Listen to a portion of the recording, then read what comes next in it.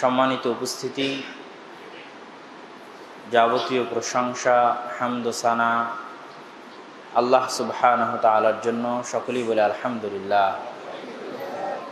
দরুদ ও সালাম বর্ষিত হোক পৃথিবীর সর্বশেষ ও সর্বশ্রেষ্ঠ রাসূল আহমদ মুহাম্মদ মুস্তাফা সাল্লাল্লাহু আলাইহি ওয়াসাল্লামের প্রতি। আমরা অবগত আছি যে আমরা ধারাবাহিকভাবে জেরুজালেম বা বাইতুল মুকাদ্দাসের উপর আলোচনা পেশ করে আসছি। প্রথম জুমায় ইব্রাহিম আলাইহিস সালাতু ওয়াস সালাম থেকে নিয়ে মুহাম্মদ সাল্লাল্লাহু আলাইহি ওয়াসাল্লামের আগ পর্যন্ত আমরা বাইতুল মুকাদ্দাসের আলোচনা পেশ করেছি, যেখানে আমরা দেখেছি পৃথিবীতে যত নবী রাসূল এসেছেন ইব্রাহিম আলাইহিস সালাতু ওয়াস সালামের পরে সকল নবী রাসূলের কোনো না কোনোভাবে যোগাযোগ বাইতুল মুকাদ্দাস বা জেরুজালেমের সাথে ছিল। তাদের জন্ম অথবা বেড়ে ওঠা অথবা মৃত্যু, এবং এটাও দেখেছি যে আল্লাহ সুবহানাহু তাআলা বহু নবী রাসূলকে বাইতুল মুকাদ্দাস বিজয়ের জন্য নির্দেশ দিয়েছেন, জিহাদের জন্য নির্দেশ দিয়েছেন। তার মধ্যে অন্যতম হচ্ছেন মুসা আলাইহিস সালাতু ওয়াস সালাম এবং তারপরেই দাউদ আলাইহিস সালাতু ওয়াস সালাম। এবং এটাও দেখেছি যে আল্লাহ সুবহানাহু তাআলা এই ঘটনাগুলোতে বাইতুল মুকাদ্দাসকে আল আরদুল মুকাদ্দাসাহ, পবিত্র ভূমি, বারাকনা হাওলাহ, যার চারিদিকে বরকত দিয়ে ঘেরা আছে তথা বরকতময় হওয়ার বিষয়ে বহু আয়াতে আল্লাহ সুবহানাহু তাআলা স্পষ্টভাবে ঘোষণা করেছেন। তো নবী রাসূলগণের স্মৃতি বিজড়িত এই ভূমির দ্বিতীয় পর্বের আলোচনায় আমরা দেখেছি মুহাম্মদ সাল্লাল্লাহু আলাইহি ওয়াসাল্লামের জীবদ্দশায় তার জীবনের সাথে বাইতুল মুকাদ্দাসের সম্পর্ক।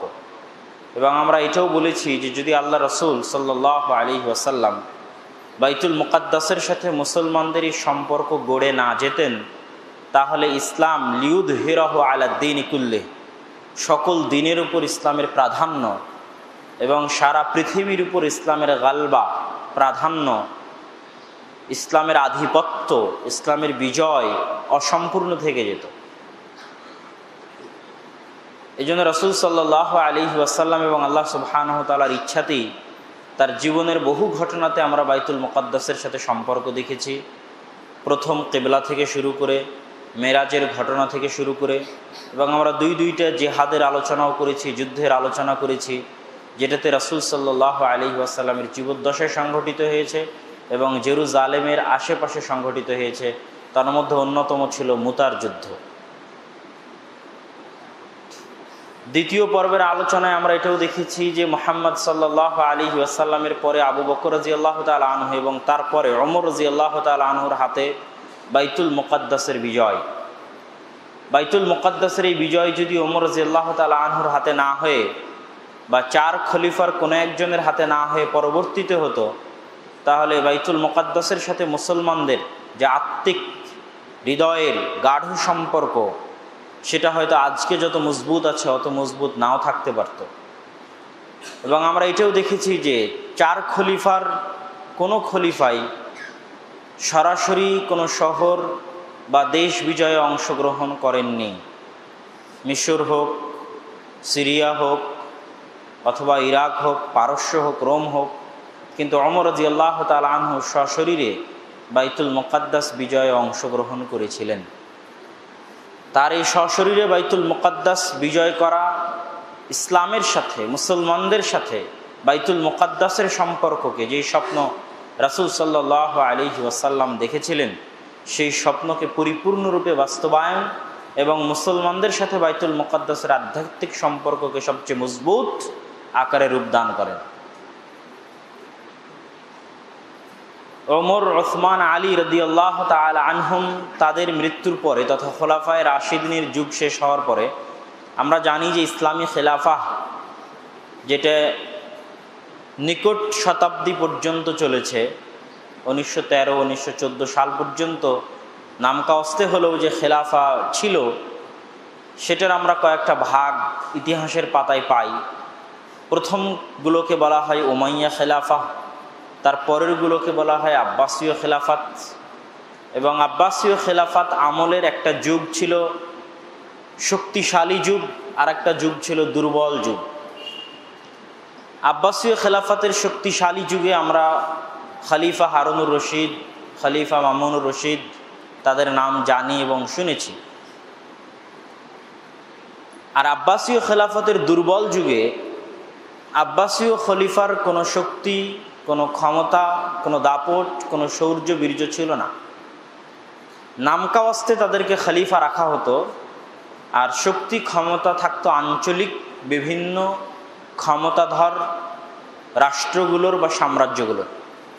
তার মধ্যে প্রথম দিকের সাম্রাজ্য হচ্ছে ফাতিমীয়, শিয়া, ওবায়দি, বাতিনি ফাতিমীয়দের রাজ্য। দীর্ঘকাল ব্যাপী তাদের প্রভাব আব্বাসীয় খেলাফতে ছিল। তারপরে এসেছে সেলজুক সাম্রাজ্য, তারপরে এসেছে আইয়ুবি, সুলতান সালাহুদ্দিন আইয়ুবি তার বংশধরদের সাম্রাজ্য, তারপরে এসেছে মামলুকদের সাম্রাজ্য। এই ৩-৪টে আঞ্চলিক শক্তির অধীনে তখন আব্বাসীয় খেলাফত পরিচালিত হতো নামকাওয়াস্তে। যেমন এখন ইংল্যান্ডের রাজা আছে, রানী আছে, কিন্তু সত্যিকার অর্থে তেমন কোনো ক্ষমতা নাই। এরকম বহু দেশে রাজা রানী প্রথা এখন অব্যাহত আছে, কিন্তু সত্যিকার অর্থে তাদের কাছে কোনো ক্ষমতা বা সিদ্ধান্ত নেওয়ার কোনো ক্ষমতা তাদের কাছে নাই। তো এরকম একটা অবস্থায় চলে গেছিল আব্বাসীয় খেলাফত। তো আমরা মোটামুটি আজকের আলোচনায় যে বিষয়টার প্রতি আলোকপাত করব সেটার একটু গুরুত্ব বলে নিই। সেটা হচ্ছে আজকে আমরা যে অবস্থার মধ্যে দিয়ে অতিক্রম করছি সারা পৃথিবীতে, মুসলিম উম্মাহ বা মুসলিম জাতি, বিশেষ করে ফিলিস্তিন, জেরুজালেম বা বাইতুল মুকাদ্দাস কেন্দ্রিক যে আলোচনা আমরা গত কয়েক সপ্তাহ থেকে করতেছি, সেটার আলোকে এবং সার্বিক অবস্থার আলোকে আমরা যে অবস্থার মধ্যে দিয়ে যাচ্ছি, আমাদের মনে হতে পারে যে আমরাই হয়তো সবচেয়ে কঠিন অবস্থার মধ্যে দিয়ে যাচ্ছি, বা আমাদের যুগেই হয়তো জেরুজালেম বা বাইতুল মুকাদ্দাসের সবচেয়ে খারাপ এবং কঠিন অবস্থা। কিন্তু আজকের আলোচনায় আপনারা দেখবেন বা বুঝতে পারবেন বা অনুভব করতে পারবেন যে আমরা যে সময় অবস্থান করছি, এই সময়ের অবস্থা সেই সময়ের চাইতে আজকে যে সময়ের আলোচনা করব শতগুণ ভালো, এবং মুসলমানদের অবস্থান, সার্বিক অবস্থা শতগুণ উত্তম সেই সময়ের চাইতে। মুহাম্মদ সাল্লাল্লাহু আলাইহি ওয়াসাল্লামের আসার পর থেকে নিয়ে আজ পর্যন্ত ওই সময়ে মুসলিম উম্মাহ যে ক্রান্তিকাল অতিক্রম করেছে, যে ভয়াবহ, ভয়ঙ্কর, জঘন্যতম যুগ অতিক্রম করেছে, তা এখন পর্যন্ত আর কোনো সময়ই করেনি।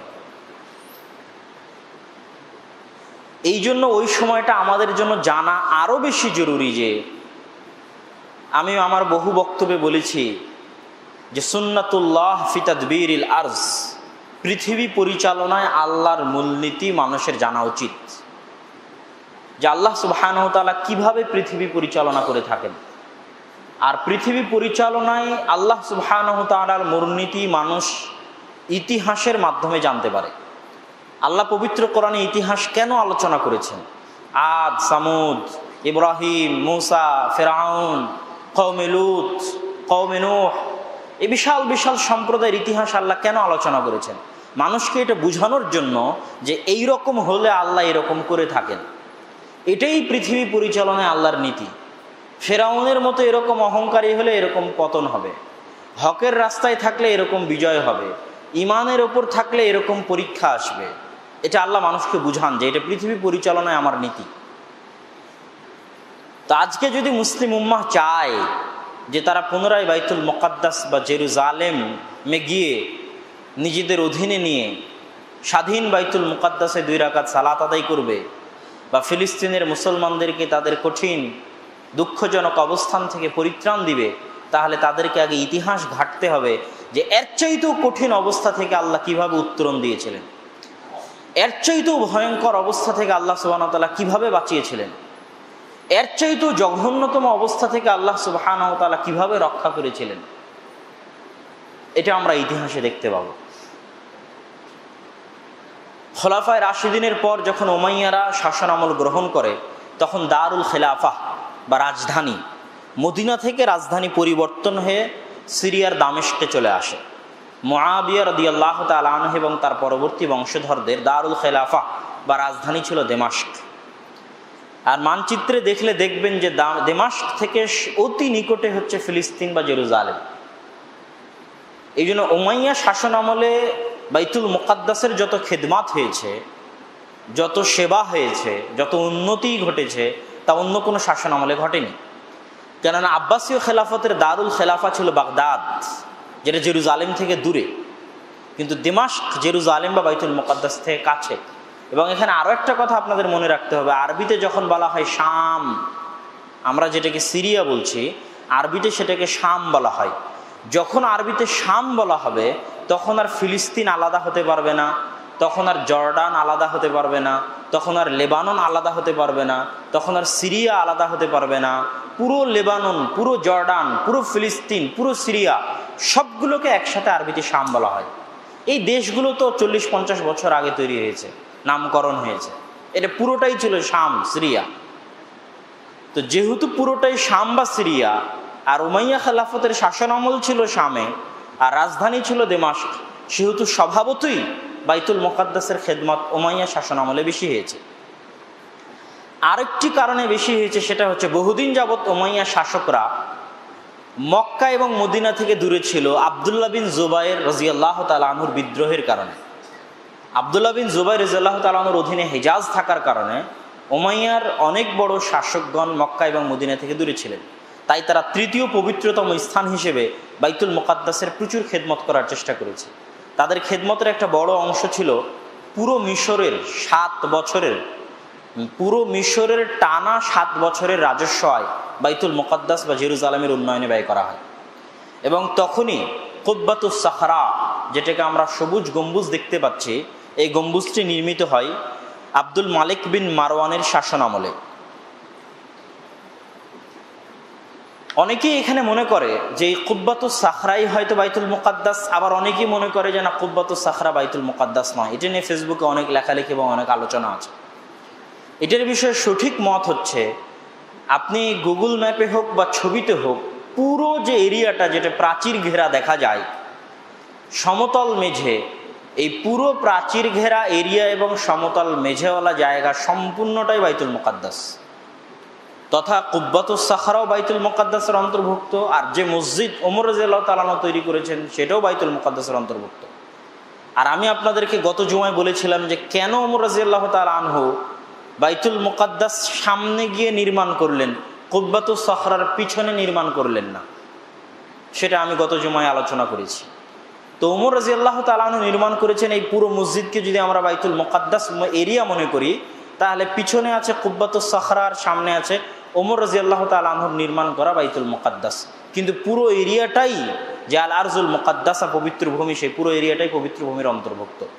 সুতরাং কুব্বাতুস সাখরা ইহুদিরা ভেঙে ফেললে কোনো সমস্যা নাই, বিষয়টা এরকম নয়, বা ওই জায়গাটা দখল করে নিলে কোনো সমস্যা নাই, বিষয়টা এরকম নয়। পুরো জায়গাটাই আল আরজুল মুকাদ্দাসা, পবিত্র ভূমি। তো উমাইয়া শাসন আমলে আমরা দেখলাম যে বাইতুল মুকাদ্দাসের সবচেয়ে বেশি খেদমত হয়েছে, যার একটা বর্ণনা আমরা দিলাম। 132 হিজরিতে উমাইয়া শাসনের পতন হলে, যখন আব্বাসীয়রা খেলাফতে আসে, তখন তারা তাদের রাজধানী নিয়ে চলে যায় বাগদাদে। এবং আমরা এটাও বলেছি যে আব্বাসীয় খেলাফতকে আমরা 2 ভাগে ভাগ করব, একটা হচ্ছে তাদের শক্তিশালী সময়, আর একটা হচ্ছে তাদের দুর্বল সময়। তাদের দুর্বল সময়ের প্রথম অংশে তাদের উপর প্রভাব বিস্তার করেছিল ওবাইদিয়া, শিয়া, ফাতেমি। আজকের মিশরের জামিয়াতুল আজহার বা আজহার বিশ্ববিদ্যালয় মূলত ফাতেমি খেলাফতের নির্মাণ করা। তারা জামিয়াতুল আজহার নির্মাণ করেছিল শিয়া মাযহাব প্রচার করার জন্য। কিন্তু পরবর্তীতে আল্লাহ সুবহানাহু ওয়া তাআলা তাদের এই স্বপ্ন বাস্তবায়ন করতে দেননি। জামিয়াতুল আজহার সুন্নি মাযহাবের প্রচারক হিসেবেই বহুদিন থেকে পৃথিবীতে কাজ করে আসছে, কিন্তু প্রতিষ্ঠা হয়েছিল শিয়া মাযহাব প্রচারের জন্য। এবং ফাতিমীয়দেরকে বা ওবাইদি শিয়াদেরকে খলিফা বা খেলাফত বলাটাও আসলে উচিত নয়। কি জন্য? ইতিহাসের পাতা ঘাটলে দেখা যায় যে যখন তারা মিশরের শাসনভার গ্রহণ করে, তখন তারা মসজিদের দরজায়, বাড়ির দরজায় ওমর রাদিয়াল্লাহু তাআলা আনহু, আবু বকর রাদিয়াল্লাহু তাআলা আনহু এবং আয়েশা রাদিয়াল্লাহু তাআলা আনহার নামে গালিগোলজ, মিথ্যা অপবাদ লিখে দিয়ে আসতো, ঝুলিয়ে দিয়ে আসতো এবং মানুষকে গালিগালাজ করতে বাধ্য করত। এবং সুন্নি মাযহাবের বড় বড় আলেম ওলামাদেরকে হত্যা করা, জবাই করা, নির্যাতন করা, জুলুম করা, এগুলো তাদের চিরাচরিত স্বভাবের অংশ হয়ে দাঁড়িয়েছিল। এবং আমরা এই পুরো ক্রুসেডের যুদ্ধের যারা ইতিহাস পড়বেন তারা সবাই দেখবেন যে ক্রুসেডের যুদ্ধে মুসলমানদের বিরুদ্ধে সবচেয়ে বেশি মুনাফিকি এই শিয়ারাই করেছে। ওবাইদি, বাতিনি, ফাতিমীয় যে শিয়ারা, এবং বড় বড় সৎ শাসককে তারা হত্যা করেছে। ইমাদউদ্দিন জিঙ্কি, নুরউদ্দিন জিঙ্কির মতো বড় বড় শাসককে তারা হত্যা করেছে মুসলমানদের, এবং সব সময় তারা ক্রুসেডারদের সাথে আতাত করেছে গোপনে। তো ওই সময়ের এই ইতিহাস থেকে আপনি যেটা শিক্ষা নেবেন সেটা হচ্ছে এই সময়ও আজকেও যদি আপনি বাইতুল মুকাদ্দাস বিজয় করতে চান তো সবচেয়ে বড় মুনাফিকের মুখোমুখি হবেন আপনি শিয়াদের নিকট থেকেই, যেহেতু সেই সময় সালাহুদ্দিন আইয়ুবী সবচেয়ে বেশি মুনাফিকের মুখোমুখি হয়েছিলেন শিয়াদের নিকটে। তো এই সময় আব্বাসীয় খেলাফতের খলিফারা ছিল নামকাওয়াস্তে খলিফা। তখন সেলজুক সালতানাতের উত্থান হয়। সেলজুক সালতানাত বা সেলজুক সাম্রাজ্যের উত্থান হলে স্বয়ং আব্বাসীয় খলিফা আল কায়েম বিআমরিল্লাহ সেলজুক সুলতানকে আমন্ত্রণ জানান বাগদাদ দখল করে এই শিয়াদের নিকট থেকে তাকে পরিত্রাণ দিতে। তো সেলজুকদের মহান সুলতান আলাপ আরসালান তিনি বাগদাদ গিয়ে শিয়াদের নিকট থেকে বাগদাদকে উদ্ধার করত। পুরো মুসলিম বিশ্বে সেলজুক সালতানাতের ভিত্তিপ্রস্তর স্থাপন করে এবং সেলজুক সালতানাতের মাধ্যমে আব্বাসীয় খেলাফা পুনরায় সুন্নিদের কর্তৃক প্রভাবিত এবং সারা মুসলিম বিশ্বে সঠিক আকিদা এবং সঠিক আমলের প্রচারের একটা মাধ্যম হয়ে দাঁড়ায়। এই সেলজুক সালতানাতের উপর এত লম্বা আলোচনা এই জন্য করতেছি যে কিছুক্ষণ পরই যখন দেখবেন যে ক্রুসেডারদের সাথে যুদ্ধ হচ্ছে তখন ওই ক্রুসেডারদের সাথে যুদ্ধের যে মুজাহিদ তাদের উত্থান, তাদের তৈরি মূলত কোথায় হয়েছে? তাদের তৈরি মূলত এই সেলজুক সালতানাতের হাতেই হয়েছে। সেলজুক সালতানাতের বিখ্যাত এই শাসক আলাপ আরসালান বাইজেন্টাইন তখনও কিন্তু তুরস্ক বিজয় হয়নি। কনস্টান্টিনোপল বা আরবিতে যেটাকে কুস্তুনতুনিয়া বলা হয়, আজকের যেটা তুরস্ক বা তুরস্কের রাজধানী ইস্তাম্বুল, তখনও কিন্তু বিজয় হয়নি। পুরো ক্রুসেড আমলে কিন্তু তুরস্ক বা কুস্তুনতুনিয়া বিজয় হয়নি, বরং ক্রুসেডের যুদ্ধে আপনি ম্যাপে দেখলে বুঝতে পারবেন এবং যত 8টা ক্রুসেড হয়েছে, একটা দুইটা নয়, দীর্ঘ 200 বছর যাবৎ 8 বার ইউরোপ থেকে এসে বাইতুল মুকাদ্দাস দখল করে, সিরিয়া দখল করে মুসলমানদের উপর অত্যাচার জুলুম করার 8 বার প্রচেষ্টা হয়েছে। এটা দীর্ঘ 200 বছর ব্যাপী, একবার দুইবার নয়। এবং একদিনের জুমার খুতবা এই পূর্ণ আলোচনা কমপ্লিট করা সম্ভব নয়, কিন্তু আমরা সারমর্মটা পেশ করে দিব ইনশাআল্লাহ। তো এখানে যেটা বলতে চাইলাম যে তখন ইস্তাম্বুল বিজয় হয়নি। তো যত ক্রুসেডাররা আসতো তারা দুইটা রাস্তা দিয়ে আসতো।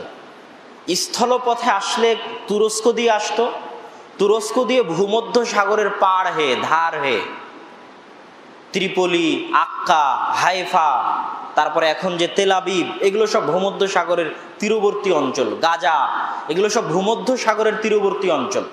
তো তুরস্ক হয়ে ভূমধ্য সাগরের তীরবর্তী অঞ্চল দিয়ে বাইতুল মুকাদ্দাসে প্রবেশ করত, অথবা সরাসরি পানি জাহাজে করে ভূমধ্য সাগর হয়ে এই কোনো এক তীরে, যেটা আমরা লেবাননের তীর বলতে পারি, যেটা আমরা সিরিয়ার তীর বলতে পারি, এবং বর্তমান ইসরায়েলের তীরবর্তী কোনো অঞ্চলে অবতীর্ণ হয়ে তারা বাইতুল মুকাদ্দাস দখল করার চেষ্টা করত। এটা আপনি ম্যাপ খুললেই আপনার নিকটে স্পষ্ট হয়ে যাবে। তো এখানে যেটা বলতে চাইলাম যে সেলজুক সালতানাতের মহান সম্রাট আলাপ আরসালান তিনি এই কুস্তুনতুনিয়া বিজয় করার জন্য, বাইজেন্টাইন সাম্রাজ্য বলা হতো কুস্তুনতুনিয়াকে, ওটার উপর আক্রমণ চালান, এবং সেই বিখ্যাত যুদ্ধকে বলা হয় মেলাজকুরদের যুদ্ধ। এই যুদ্ধে বাইজেন্টাইন সাম্রাজ্যের পতন হয়, বাদশাহ রোমান্স গ্রেফতার হন। যদিও তিনি কুস্তুনতুনিয়া বিজয় করতে পারেননি, কিন্তু এই ভয়ঙ্কর যুদ্ধের খবর যখন ইউরোপে পৌঁছে যায় তখন তারা আশঙ্কা করে যে কনস্টান্টিনোপলের পতন হয়ে যেতে পারে। এই কারণে মূলত ক্রুসেড আরম্ভ হয়। এখন তারা এই আশঙ্কায় মুসলমানদের উপর পাল্টা আক্রমণ, বাইজেন্টাইন সাম্রাজ্যের উপর আক্রমণ করার আগেই মুসলমানদের উপর পাল্টা আক্রমণের রূপ হিসেবে ক্রুসেডের আরম্ভ হয়। ক্রুসেডের আরম্ভকালের আরেকটা কথা আপনাদেরকে মনে রাখতে হবে যে তৎকালীন সময়ে ইউরোপে রাজা বাদশাদের তেমন কোনো মূল্য ছিল না। সবচেয়ে বেশি মূল্য, সবচেয়ে বেশি ক্ষমতা, সবচেয়ে বেশি পাওয়ার ছিল গির্জার পাদ্রীদের। গির্জার পাদ্রীরা চাইলে যে কোনো শাসককে ক্ষমতা থেকে সরাতে পারতেন, গির্জার পাদ্রীরা চাইলে যে কোনো শাসককে ক্ষমতায় বসাতে পারতেন। এটা অবস্থা ছিল ফ্রান্স থেকে শুরু করে, ইতালি থেকে শুরু করে, ব্রিটেন থেকে শুরু করে, জার্মান থেকে শুরু করে যত বড় বড় ইউরোপিয়ান কান্ট্রি আছে যারা সেই সময় ক্রুসেডের যুদ্ধে অংশগ্রহণ করেছে, এই বড় বড় কান্ট্রিগুলোর বড় অংশগ্রহণ ছিল ক্রুসেডের যুদ্ধে, তারা আজও আছে। এবং সেই ক্রুসেডের যুদ্ধ তারা বন্ধ করেনি, বরং এখনো চালাচ্ছে। তো সেই সময়ে গির্জার পাদ্রীরা মূলত তৎকালীন সময়ের খ্রিস্টানদের উস্কাতো মুসলমানদের উপর আক্রমণ করার জন্য। আরও একটা কথা মনে রাখতে হবে, তৎকালীন সময় আজকে আমরা যত আলোকোজ্জ্বল ইউরোপ দেখছি, যত সুন্দর উন্নত ইউরোপ দেখছি, তখন মূলত ছিল এটা অন্ধকার। বাগদাদ আলোকোজ্জ্বল ছিল, গ্রানাডা আলোকোজ্জ্বল ছিল, স্পেনের গ্রানাডা, কিন্তু ইউরোপ ছিল অন্ধকার। গরিব, মিসকিন, ফকির, গণ্ড, মূর্খ, জাহেল ক্রুসেডের ইতিহাস পড়লে দেখতে পাবে। এবং লাখ লাখ গণ্ড, মূর্খ, জাহেল, অশিক্ষিত, অসভ্য বর্বরকে পাঠানো হয়েছিল মুসলমানদেরকে হত্যা করার জন্য। এবং প্রথম ক্রুসেডে তাদেরকে পরাজিত হতে হয়, এই জন্য যে প্রথম ক্রুসেডে কোনো প্রশিক্ষিত সেনাবাহিনী পাঠানো হয়েছিল না। তো এই অশিক্ষিত, অসভ্য, মূর্খ, জাহেল, জার্মান, ব্রিটেন, ফ্রান্স, ইতালি, অশিক্ষিত, অসভ্য, মূর্খ, জাহেল, বর্বর কৃষক শ্রেণীর মানুষদেরকে স্রোতের পালের মতো পাঠানো হতো মুসলমান অঞ্চলগুলোতে। তখন এই সেলজুক সালতানাতেরই একজন সম্রাট ছিলেন কিলিজ আরসালান। তিনি এদের প্রথম ক্রুসেডের এদেরকে একদম কচু কাটা করে শেষ করেছিলেন, কেন এরা ছিল নন প্রশিক্ষিত ছিল না। কচু কাটা করে যখন শেষ করলেন, তখন এবার ক্রুসেডাররা ভাবলো যে এরকম সাধারণ মানুষকে উস্কিয়ে যুদ্ধে পাঠিয়ে লাভ নাই, প্রশিক্ষণের দরকার আছে। তখন তারা প্রশিক্ষণ দিয়ে সেনাবাহিনী তৈরি করলো, যাদেরকে বলা হতো নাইট, ক্রুসেডার সেনাবাহিনীদেরকে। এবং দ্বিতীয় ক্রুসেডের সময় এখানে দুঃখজনক হলেও সত্য যে শক্তিশালী সেলজুক সালতানাত, যেখানে প্রথম ক্রুসেডের যুদ্ধে ক্রুসেডারদেরকে চরমভাবে নাকানি চুবানি খাইয়ে বিতাড়িত করলো, সেই সেলজুক সালতানাতের এমনভাবে অধঃপতন হলো ভাইয়ে ভাইয়ে গৃহযুদ্ধের কারণে। আলাপ আরসালানের পরবর্তী সন্তানেরা, তার পৌত্রেরা, চাচা ভাতিজা, ভাই ভাই এমনভাবে গণ্ডগোল এবং মারামারি শুরু হয়ে গেল যে কোনো কেন্দ্রীয় শাসন ব্যবস্থার বাকি থাকলো না। যেই সময়টা আমি বলতেছি মুসলমানদের উপর সবচেয়ে ভয়ঙ্করতম সময়, কোনো কেন্দ্রীয় শাসন ব্যবস্থা বাকি না থাকার কারণে হালব, সিরিয়ার একটা শহর, হালবের একজন আমির, হেমস সিরিয়ার একটা শহর, হেমসের একজন আমির, দেমাস্ক সিরিয়ার একটা শহর, সেটার একজন আমির, ত্রিপলি, এটা আবার লিবিয়ার ত্রিপলি মনে করিয়েন না, সিরিয়ারই ত্রিপলি আছে, ম্যাপে দেখলে বুঝতে পারবে, তার একজন আমির, সেটা একটা আলাদা শহর। আক্কা আলাদা শহর, আলাদা আমির। হাইফা আলাদা শহর, আলাদা আমির। এইভাবে পুরো সিরিয়া খণ্ড বিখণ্ড এবং যাবতীয় কেন্দ্রীয় শাসন থেকে মুক্ত হয়ে খণ্ড বিখণ্ড আকার ধারণ করলো। এক আমির আর এক আমিরের বিরুদ্ধে যুদ্ধ করে, এক আমির আর এক আমিরের বিরুদ্ধে যুদ্ধ করে, ভাইয়ে ভাইয়ে যুদ্ধ চলতে থাকে, কোনো কেন্দ্রীয় শাসন নাই। যখন ভাইয়ে ভাইয়ে যুদ্ধ চলতেছে, ঠিক এই সময় দ্বিতীয় ক্রুসেড আসে।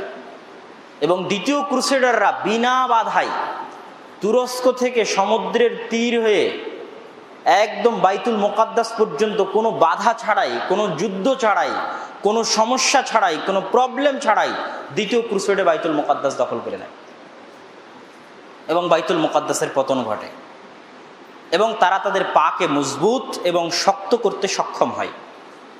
এখানে সেলজুক সালতানাতের আর একটা কথা যদি না বলি তাহলে ক্রুসেডের ইতিহাস অপূর্ণ থেকে যাবে। সেটা হচ্ছে, আমি বারবার বলছি সেলজুক সালতানাতের কথা, এই জন্য বারবার বলছি, এই যে ক্রুসেডাররা দখল করে নিল, তাদের বিরুদ্ধে কারা যুদ্ধ করবে? এই সেলজুক সালতানাতেরই তৈরি করে যাওয়া কিছু বিশাল সম্পদ মুসলিম উম্মার জন্য ঋণ ছিল, যেগুলো থেকে পরবর্তী মুজাহিদরা বের হয়। তার মধ্যে সবচেয়ে বড় ঋণ হচ্ছে মাদ্রাসা নিজামিয়া।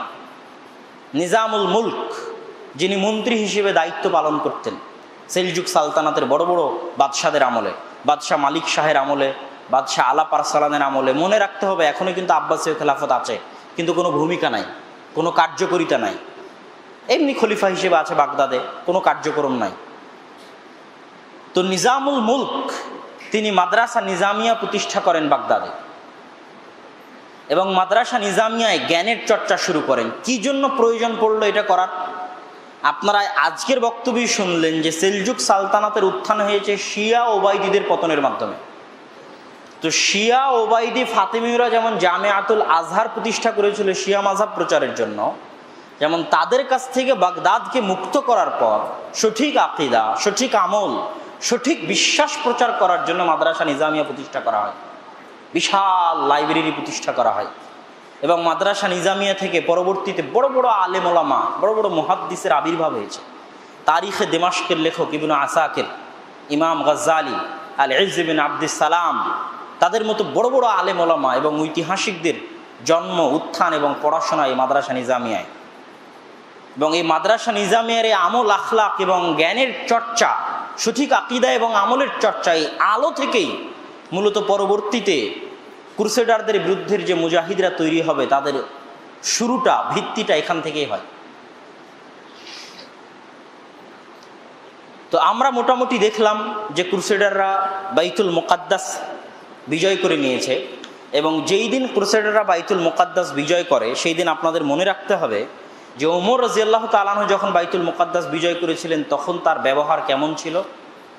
আবার আজকের বক্তব্যই দেখবেন সালাহুদ্দিন আইয়ুবী যখন বাইতুল মুকাদ্দাস বিজয় করবে তখন তার ব্যবহার কেমন ছিল। আর এই ক্রুসেডাররা যখন বাইতুল মুকাদ্দাস বিজয় করলো তখন তাদের ব্যবহার কেমন ছিল। 70,000-এরও অধিক মুসলমানকে তারা একদিনে জবাই করেছে ফিলিস্তিনের জেরুজালেমে। এবং ইতিহাসের পাতায় লেখা আছে যে ক্রুসেডারদের ঘোড়ার পাগুলো রক্তের স্রোতে ডুবে গেছিল, মুসলমানদের রক্তের স্রোতে। অথচ যখন এই খ্রিস্টানেরা এই জেরুজালেমে বসবাস করত তখন ওমর রাদিয়াল্লাহু তাআলা আনহু তাদের কোনো ক্ষতি করেননি, এবং তাদের চুক্তি আমি গত বক্তব্যে আপনাদের সামনে পড়েছি। এটা ছিল 1099 সাল 492 হিজরি 15ই জুন শাবান মাস। ক্রুসেডাররা জেরুজালেমে প্রবেশ করে এবং বাইতুল মুকাদ্দাসের পতন হয়, এবং 70,000-এরও অধিক মুসলমানদেরকে তারা একই দিনে জবাই করে জেরুজালেমে।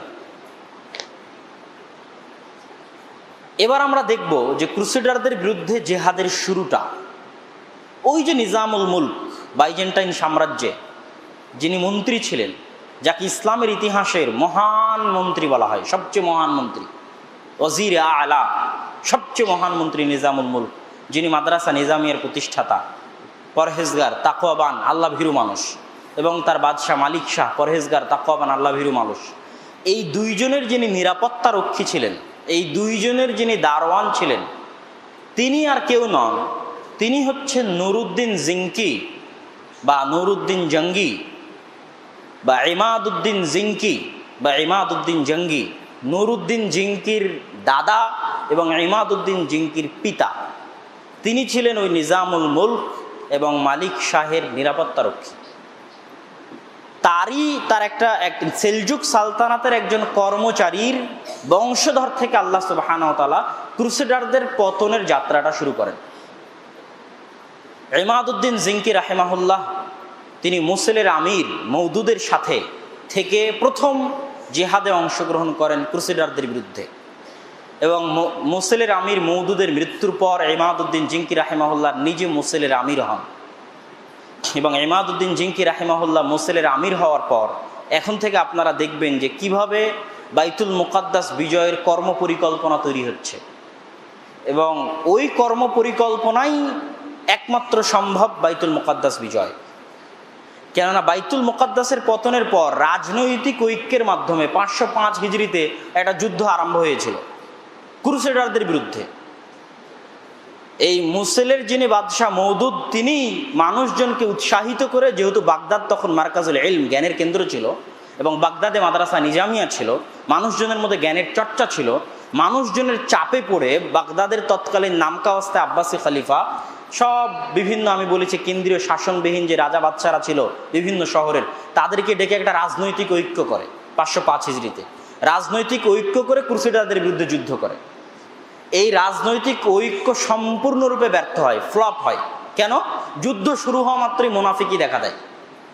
কেন? এটা তো আল জিহাদ ফি সাবিলিল্লাহ ছিল না, আল্লাহর সন্তুষ্টি ছিল না, বাইতুল মুকাদ্দাস অর্জনের ইচ্ছা ছিল না। নিজের ক্ষমতা টিকানোর স্বার্থ ছিল, নিজের দেশ বা নিজের মাতৃভূমি বা নিজের ক্ষমতা, নিজের প্রভাব প্রতিপত্তি ধরে রাখার স্বার্থ ছিল। আজকেও যখন ইসরায়েল দখল করেছে ফিলিস্তিন, তখন এরকম রাজনৈতিক ঐক্য হয়ে তিনবার যুদ্ধ হয়েছে। ওই রাজনৈতিক ঐক্যের যুদ্ধে পরাজয় ছাড়ার কিছুই আসেনি। তো এই ঘটনাগুলোতে আপনি দেখবেন যে রাজনৈতিক ঐক্য দিয়ে বাইতুল মুকাদ্দাস মুক্ত হয়নি।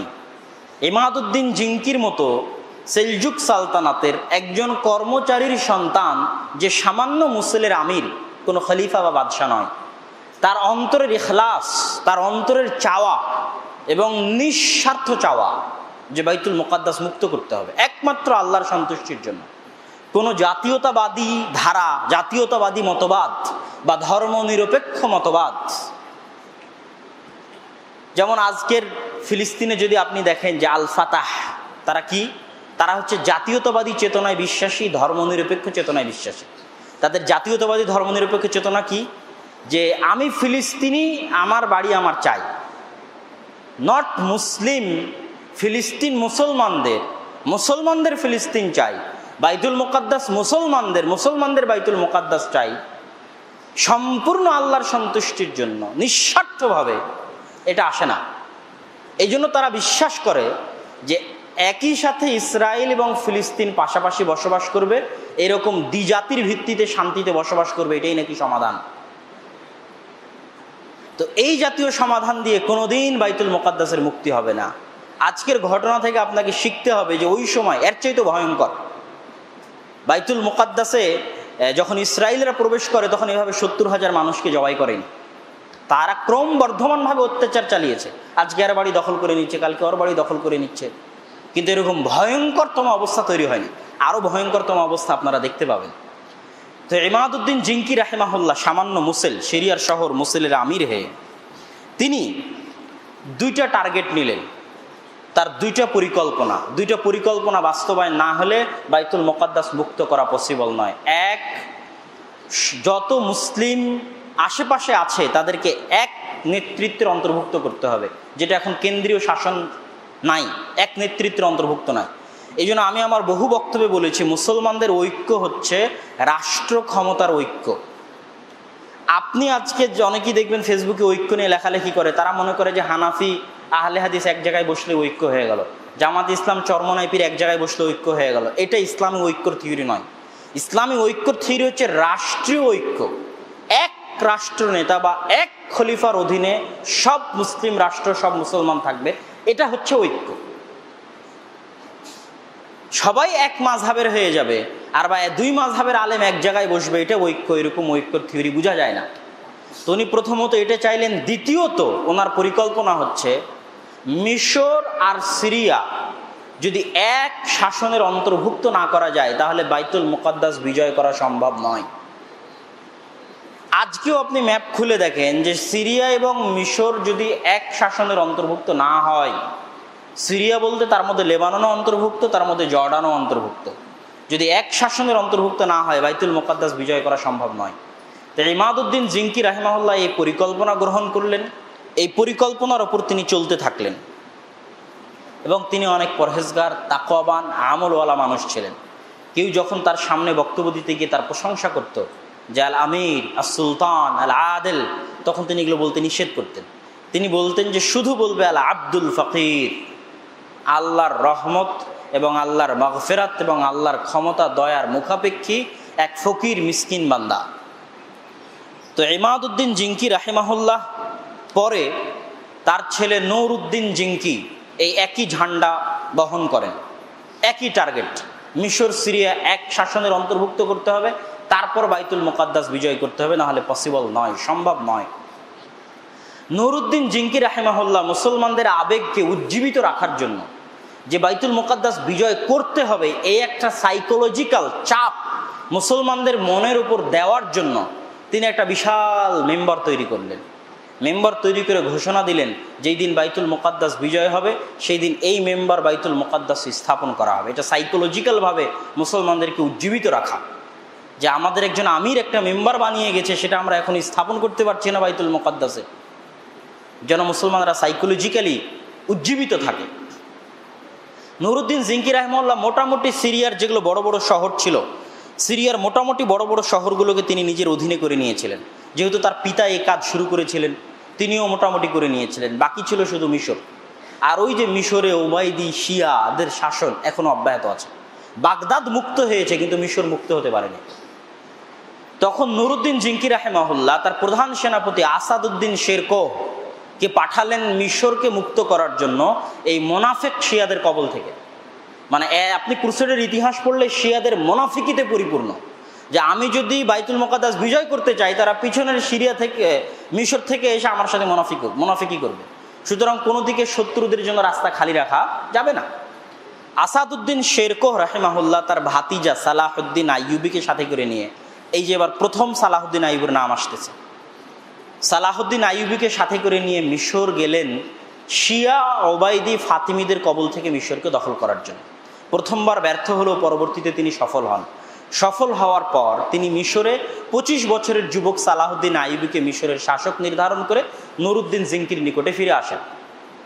সালাহউদ্দিন আইয়ুবী রাহিমাহুল্লাহ মিশরের শাসনভার গ্রহণ করার পরে, তখন তিনি মাত্র 25-26 বছরের যুবক, শাসনভার গ্রহণ করার পরে ওবাইদি শিয়া ফিতনাকে জড় থেকে সমূলে উৎখাত করার জন্য আপ্রাণ চেষ্টা করেন এবং তিনি মোটামুটি 190% সফল হন। কেন তিনি জানতেন আমার যুদ্ধের পথে, জিহাদের পথে সবচেয়ে বড় মুনাফিক হচ্ছে এই শিয়ারা। তিনি তাদেরকে মিশর থেকে সম্পূর্ণরূপে জড় থেকে উপড়ে ফেলে দেন। কিন্তু দুঃখজনক হলো সত্য যে 2-3 বছর যেতে না যেতেই, সালাহউদ্দিন আইয়ুবীর মিশর বিজয়ের 2-3 বছর যেতে না যেতেই মূল প্রধান যিনি প্রধান নেতা তো নুরুদ্দিন জিঙ্কি। সালাহউদ্দিন আইয়ুবী তো এখনো প্রধান নেতা নয়, মাত্র সেনাপতি, মিশরের দায়িত্ব পেয়েছেন। নুরুদ্দিন জিঙ্কির মৃত্যু হয়। নুরুদ্দিন জিঙ্কির মৃত্যু হওয়ার পরে তার 10-11 বছরের সন্তানকে শাসক বানিয়ে একদল ষড়যন্ত্রকারী তার খেলাফতের ঘোষণা দিয়ে দেয়। তখন সালাহউদ্দিন আইয়ুবী রাহিমাহুল্লাহ বিপদে পড়েন। সালাহউদ্দিন আইয়ুবী রাহিমাহুল্লাহ দেখছেন যে যদি এই 10-11 বছর একজন শাসকের হাতে পুরো সিরিয়া, যেটা ইমাদউদ্দিন জিঙ্কির রক্ত, নুরুদ্দিন জিঙ্কির রক্তে একত্রিত করা হয়েছে বাইতুল মুকাদ্দাস বিজয় করার জন্য, মেম্বার স্থাপন করা আছে বাইতুল মুকাদ্দাসে রাখতে হবে, যদি এই 10-11 বছরের বাচ্চা শাসন করে তাহলে তো সব নষ্ট হয়ে যাবে। তখন তিনি মিশর থেকে বিশাল বাহিনী নিয়ে সিরিয়া দখল করার জন্য আসেন। তখন এখানে আবার শিয়ারা চক্রান্ত করে ক্রুসেডারদের কাছ থেকে সাহায্য চায়, কিন্তু সালাহউদ্দিন আইয়ুবী রাহিমাহুল্লাহর নিকটে তারা টিকতে পারে না। সালাহউদ্দিন আইয়ুবী রাহিমাহুল্লাহ পুনরায় পুরো সিরিয়ার পুরো মিশরকে নিজের এক শাসনের অন্তর্ভুক্ত করে ফেলে। সিরিয়া এবং মিশর যখন এক শাসনের অন্তর্ভুক্ত হলো, এত পরিশ্রম, এত কষ্ট, এত দুঃখ কিন্তু শুধু বাইতুল মুকাদ্দাস বিজয় করার জন্য। এবার তিনি বাইতুল মুকাদ্দাস বিজয় করার উদ্দেশ্যে রওনা করলেন। বাইতুল মুকাদ্দাস বিজয়ের উদ্দেশ্যে সবচেয়ে বড় যুদ্ধ, সবচেয়ে ভয়ঙ্করতম যুদ্ধ হচ্ছে হিত্তিনের যুদ্ধ। 4 জুলাই 1180, 583 রবিউল আখির, হিত্তিনের যুদ্ধ। এখন যেখানে ইসরায়েলের বুহাইরা তাবারিয়া, এই বুহাইরা তাবারিয়ার নাম আপনারা দাজ্জালের হাদিসেও পাবেন। দাজ্জালের লম্বা হাদিস, যেটা আব্বু আরবি ইবারত সহ মুখস্থ অনুবাদ করে পড়ে এবং শুনতে ভালো লাগে। ওখানে দাজ্জাল জিজ্ঞেস করে যে বুহাইরা তাবারিয়া থেকে পানি আছে? তখন ওই তামিম আদ-দারির যে সাথীরা তারা বলে ওখানে এখনো পানি আছে। তখন দাজ্জাল বলে ওখানে একদিন পানি থাকবে না। এই বুহাইরা তাবারিয়াকে কেন্দ্র করে সালাহউদ্দিন আইয়ুবী রাহিমাহুল্লাহ পুরো পানির এরিয়াটা নিজের দখলে নিয়ে নিলেন এবং ওনার প্ল্যান ছিল যে এই ক্রুসেডারদেরকে মরুভূমিতে মারতে হবে। এরা আসছে ইউরোপ থেকে, মরুভূমির সাথে অতটা পরিচিত নয়, আর এদের জন্ম হচ্ছে মরুভূমিতে। ইমাদউদ্দিন জিঙ্কি, নুরুদ্দিন জিঙ্কি, আরবদের জন্ম মরুভূমিতে, আর ওরা ইউরোপ থেকে আসছে। আজকেও যারা ইহুদি, আজকেও যারা ইউরোপ, এরা আরবের মরুভূমিতে যুদ্ধ করতে পারবে না, তাদের শরীরের সাথে শ্যুট করবে না। সালাহউদ্দিন আইয়ুবী রাহিমাহুল্লাহ প্ল্যান করলেন এদেরকে মরুভূমিতে নিয়ে আসতে হবে এবং তিনি তার পরিকল্পনায় সফল হলেন এবং তার কৌশল সফল হয়ে পানির এরিয়া থাকলো তার দখলে, ক্রুসেডাররা তার ফাঁদে পা দিয়ে চলে আসলো মরুভূমিতে। আর এইদিকে তিনি তার সেনাবাহিনীকে আগে থেকে বলে রেখেছিলেন সব খড়কুটো কাঠ জমা করে আগুন আর ধোঁয়ার তাপ সৃষ্টি করার জন্য পুরো ক্রুসেড বাহিনীর চারদিকে। একে তো মরুভূমির গরম, জুন জুলাই মাসের গরম, তার উপর আবার আগুনের গরম, তার উপর আবার পানির যে জায়গায় যাবে সেই পানি নাই, কতক্ষণ আর পানি জমা করে রাখা যায়। মাত্র 12,000 সৈন্যবাহিনীর সামনে প্রায় 1 লক্ষেরও অধিক বিশাল সেনাবাহিনী সালাহউদ্দিন আইয়ুবী রাহিমাহুল্লাহর কৌশলের সামনে পরাজিত এবং নাস্তানাবুদ হয়ে যায়। এবং জুলাই থেকে সেপ্টেম্বর মাত্র 2-3 মাসের মধ্যে সালাহুদ্দিন আইয়ুবী রাহিমাহুল্লাহ যত সিরিয়ান শহর ক্রুসেডারদের ছিল সব বিজয় কমপ্লিট করে বাইতুল মুকাদ্দাসে তিনি প্রবেশ করেন। তো সালাহুদ্দিন আইয়ুবী রাহিমাহুল্লাহ বাইতুল মুকাদ্দাসে প্রবেশ করার পর এখানে আরেকটা ঘটনা, তিনি যে বাদশাকে গ্রেফতার করেছিলেন গাই লুইগান, তাকে তিনি মুক্ত করে দিয়েছিলেন। তাকে হত্যা করতে গেলে সে ভয় ভীত সন্ত্রস্ত হয়ে যায়, তিনি তাকে মুক্ত করে দিয়েছিলেন।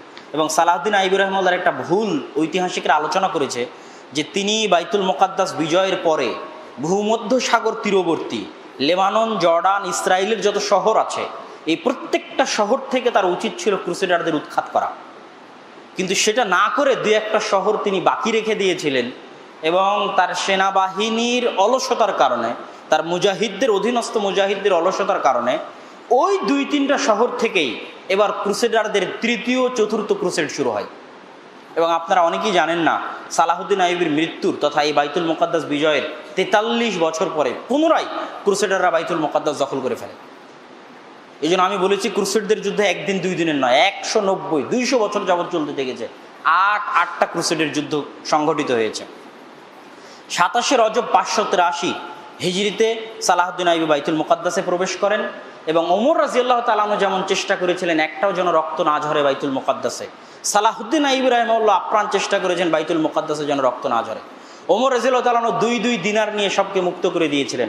সালাহুদ্দিন আইয়ুবী রাহিমাহুল্লাহ 10 দিনার নিয়ে সবকে মুক্ত করে দিলেন, নিরস্ত্র অবস্থায় সব বের হয়ে চলে যাও, আর যারা থাকতে চাইবে তারা স্বাধীনভাবে থাকতে পারবা। অথচ এই শহরেই আজ থেকে 40-50 বছর আগে যখন ক্রুসেডাররা এসেছিল তখন 70,000 মুসলমানকে হত্যা করেছে। তো এই ছিল ইসলামের উদারতা। এখন আমরা মোটামুটি ক্রুসেডারদের যুদ্ধের শেষ পর্যায়ে চলে এসেছি। এখন আমরা দেখব যে সেলজুক সালতানাতের পরে আইয়ুবী সালতানাতের উত্থান হলো সুলতান সালাহুদ্দিন আইয়ুবীর মাধ্যমে। সুলতান সালাহুদ্দিন আইয়ুবীর মৃত্যুর পরে তার ভাই, চাচা, ভাতিজা গন্ডগোল তৈরি হয়ে গেল, গৃহযুদ্ধে লেগে গেল। একই ঘটনা, সেম ঘটনা যেমন সেলজুক সালতানাতের অধীনে হলো। যখন তার ভাই, চাচা গৃহযুদ্ধে লেগে গেল তখন পুনরায় 43 বছর পর ক্রুসেডাররা বাইতুল মুকাদ্দাস দখল করে নিল। ক্রুসেডাররা পুনরায় বাইতুল মুকাদ্দাস দখল করার পর এবার দ্বিতীয়বার বাইতুল মুকাদ্দাস ক্রুসেডারদের হাত থেকে উদ্ধার করছে আইয়ুবী বংশেরই সালাহুদ্দিন আইয়ুবীরই পরবর্তী বংশধর 642 হিজরিতে নাজমুদ্দিন আইয়ুব। তার হাতে পুনরায় বাইতুল মুকাদ্দাস বিজয় হচ্ছে। তার হাতে যখন পুনরায় বাইতুল মুকাদ্দাস বিজয় হয় তখন শেষ 2টা ক্রুসেড, 7ম ক্রুসেড আর 8ম ক্রুসেড, যখন নাজমুদ্দিন আইয়ুব পুনরায় বাইতুল মুকাদ্দাস বিজয় করেন তখন ক্রুসেডাররা 7ম ক্রুসেড পরিচালনা করে পুনরায় বাইতুল মুকাদ্দাস দখল করার জন্য। এই ক্রুসেডারদের সাথে 7ম ক্রুসেডে মানসুরা, সিরিয়ার মানসুরা নামক জায়গায় যে ভয়ঙ্কর যুদ্ধ হয়, এই ভয়ঙ্কর যুদ্ধে নাজমুদ্দিন আইয়ুব মারা যান। এখন উত্থান হবে মামলুক সালতানাতের। মামলুক সালতানাতের উত্থান, এবং আমি বলেছিলাম যে মুসলমানদের ইতিহাসের সবচেয়ে ভয়ঙ্করতম যুগ হচ্ছে এই যে ঘটনাগুলো বলতেছে এই যুগ। কেন ভয়ঙ্করতম এখনই সেটা আরো ক্লিয়ার বুঝতে পারবেন। মামলুক সালতানাতের কিভাবে উত্থান হলো? মামলুক কারা? মামলুক মানে হচ্ছে দাস, কৃতদাস। ওই যে মাদ্রাসা নিজামিয়ার আদলে ওই সময় যারা বিভিন্ন এলাকার বিভিন্ন শহরের কৃতদাস, গোলাম, অসহায়, এতিম, তাদেরকে নিয়ে এসে মাদ্রাসায় পড়াশোনা করিয়ে একটা বিশাল সেনাবাহিনী তৈরি করে মুজাহিদ বানিয়ে বিভিন্ন যুদ্ধে ব্যবহার করা হতো। তো এরা এক সময় যুদ্ধ করতে করতে করতে করতে বিভিন্ন শাসকের অধীনে, এই সালাহুদ্দিন আইয়ুবীর অধীনেও যুদ্ধ করেছে, বিভিন্ন শাসকের অধীনে যুদ্ধ করতে করতে একটা সময় তাদের শক্তি, ক্ষমতা এবং দাপট বেশি হয়ে যায়। তারা পরিপূর্ণরূপে ক্ষমতা কখন হাতে পায়? নাজমুদ্দিন আইয়ুব, যিনি শেষবারের মতো বাইতুল মুকাদ্দাসকে বিজয় করলেন, এবং তার বাইতুল মুকাদ্দাসের বিজয়ের পর থেকে ইসরায়েল প্রতিষ্ঠা হওয়ার আগ পর্যন্ত বাইতুল মুকাদ্দাস মুসলমানদের হাতেই ছিল, বা জেরুজালেম মুসলমানদের হাতেই ছিল দীর্ঘ কয়েক শতাব্দী যাবৎ। এই নাজমুদ্দিন আইয়ুব যখন যুদ্ধের মাঠে মারা যান মানসুরার যুদ্ধে, তখন তার স্ত্রী দায়িত্ব গ্রহণ করেন। তার স্ত্রীর নাম হচ্ছে শাজারাতুদ্দুর। তার স্ত্রী অনেক চৌকস রাজনীতিবিদ, কূটনীতিবিদ মহিলা ছিলেন। যখন তিনি দায়িত্ব গ্রহণ করেন তখন বিশাল সমালোচনা শুরু হয়ে যায় যে একজন মহিলা কিভাবে দায়িত্ব নিতে পারে। তখন তিনি ইজ্জুদ্দিন আইবেক, এই যে মামলুক, একজন দাসকে বিবাহ করে ইজ্জুদ্দিন আইবেককে সামনে রেখে পিছন থেকে ক্ষমতা পরিচালনা করতেন।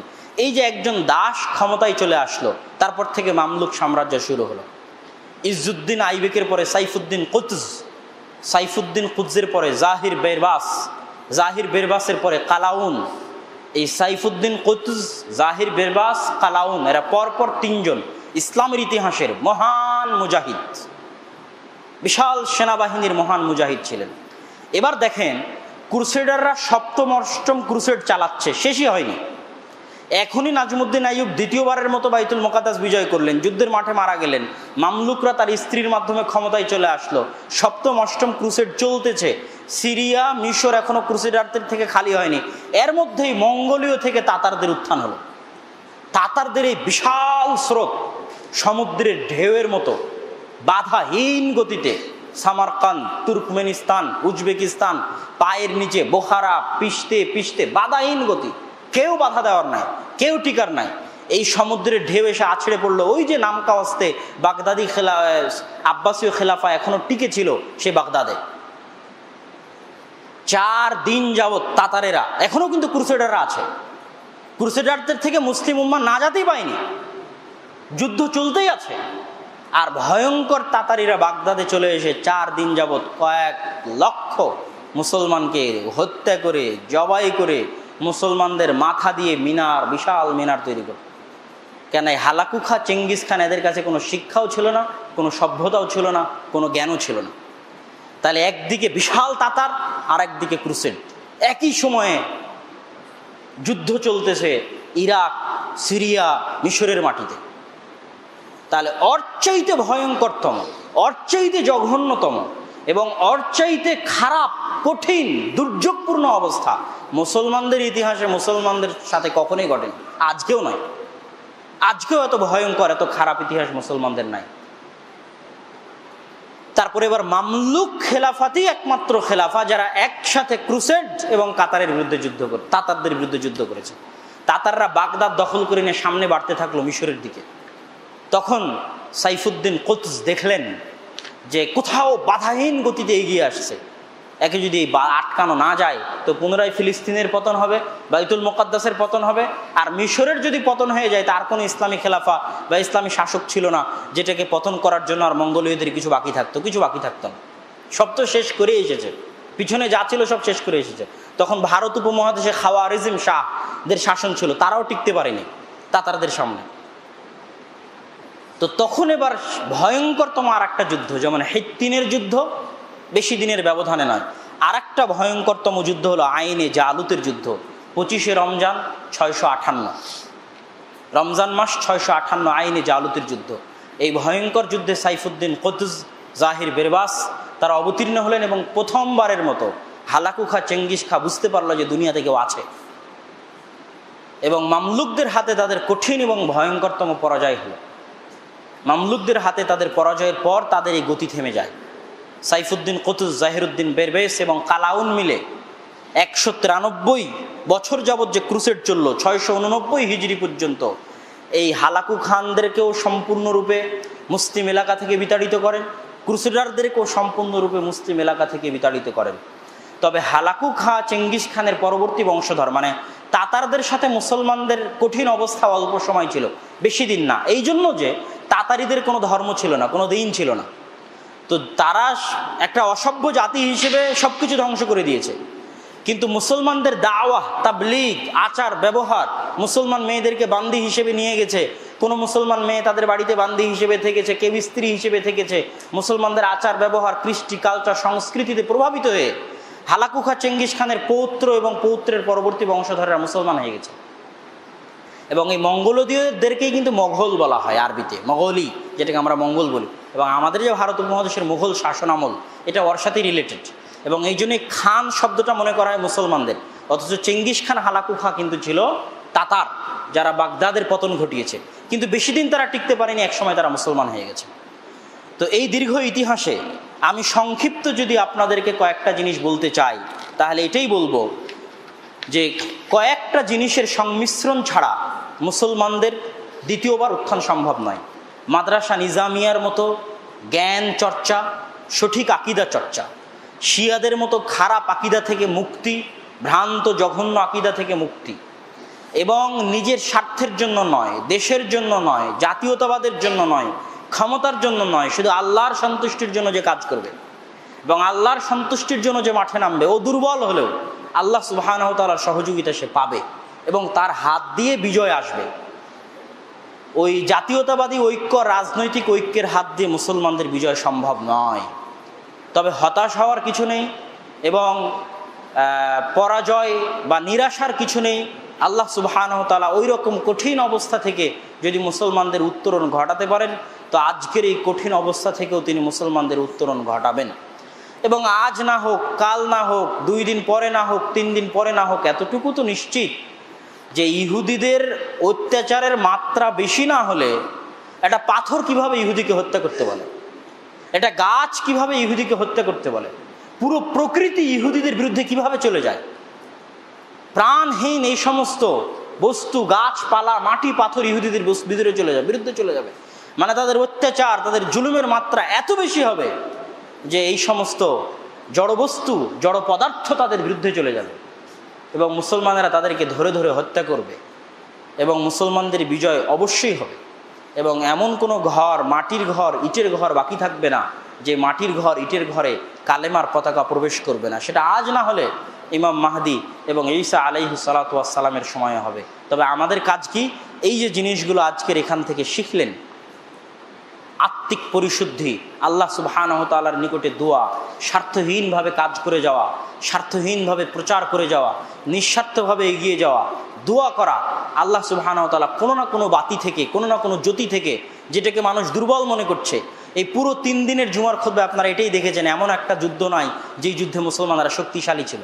প্রত্যেকটা যুদ্ধে মুসলমানরা সবচেয়ে দুর্বল ছিল, কিন্তু তারা ইমানের জোরে, আল্লাহর উপর ভরসার জোরে টিকে গেছে। সুতরাং আজকে মুসলমানেরা দুর্বল, পারমাণবিক বম নেই, এই নেই, সেই নেই, তাই মুসলমানেরা পারবে না, বিষয়টি এরকম নয়। যদি কারো ইখলাস থাকে, যদি কারো অন্তরে আল্লাহর সন্তুষ্টি থাকে এবং নিঃস্বার্থভাবে কাজ করে, তাহলে ওর বিজয় সুনিশ্চিত, সে যত দুর্বলই হোক, ইনশাআল্লাহ। তো আল্লাহ সুবহানাহু ওয়া তাআলা, আমাদের মূল দায়িত্ব কি? আমরা যেন আমাদের সন্তানদেরকে ইতিহাসগুলো শুনিয়ে যেতে পারি, বাইতুল মুকাদ্দাসের গুরুত্ব তাদেরকে বুঝিয়ে যেতে পারি।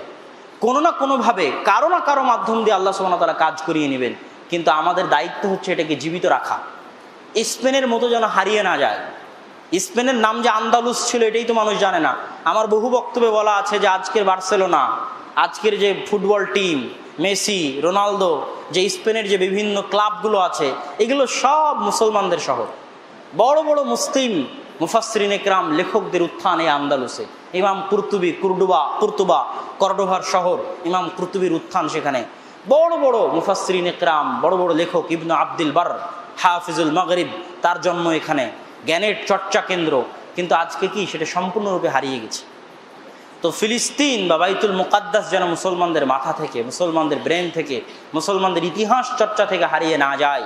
এবং এই ফিলিস্তিন আর এই বাইতুল মুকাদ্দাসের পিছনে ওই ইব্রাহিম আলাইহিস সালাতু ওয়াস সালাম থেকে শুরু করে এই সালাহুদ্দিন আইয়ুবী পর্যন্ত কত মুসলমানের রক্ত, কত মুসলিম মুজাহিদের রক্ত, কত ওমর রাদিয়াল্লাহু তাআলা আনহুর পরিশ্রম, খালিদ বিন ওয়ালিদের পরিশ্রম, আমর ইবনুল আসের পরিশ্রম, মূসা আলাইহিস সালাম, ইউশা বিন নুনের পরিশ্রম, তালুত দাউদের পরিশ্রম, সব এই বাইতুল মুকাদ্দাস জেরুজালেম কেন্দ্রিক। এগুলোকে বৃথা যেতে দেওয়া যাবে না।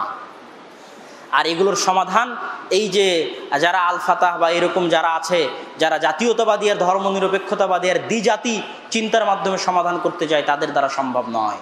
পুরো ইসরায়েল, পুরো ফিলিস্তিনের প্রত্যেক ইঞ্চি মাটি মুসলমানদের।